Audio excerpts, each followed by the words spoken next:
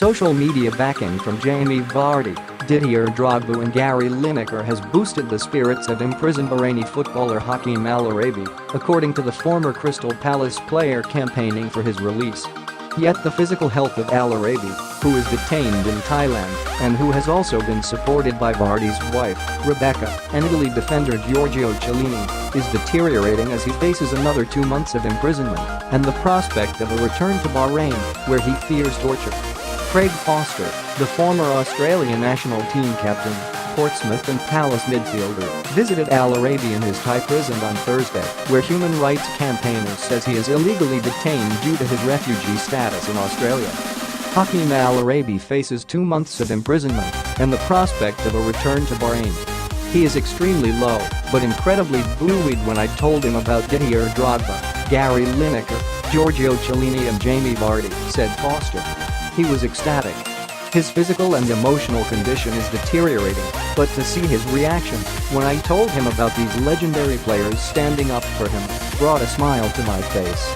For him to know that at the very highest level of the game, players are standing up for him, you can't overestimate how much strength and heart that gives him. It was the only time I saw him smile from the heart. Al-Araibi fled Bahrain, but was sentenced to 10 years imprisonment in absentia for alleged vandalism during the 20s. He is rebuilding his life in Australia, but was on honeymoon in Thailand when he was detained after Bahrain alerted Interpol.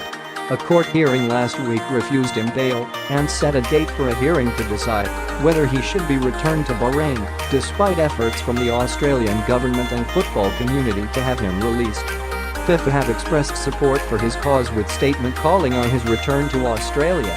This situation should not have arisen, since Mr. Al-Araibi now lives and works and plays as a professional footballer in Australia, where he has been accorded refugee status, said FIFA. Foster is now a TV presenter for Australian broadcasters SBS, but was a former chief executive of the Australian Professional Footballers Association and is now leading the campaign for Al-Araibi. He wants FIFA to sanction the Thai Football Association as he says that they are in breach of Asian Football Confederation and FIFA constitutions, which call for the protection of human rights. We're calling on FIFA and the AFC immediately to apply the first level of sanctions on Thailand, which would be to disallow any international or Asian Champions League matches in Bahrain, because clearly refugee players are not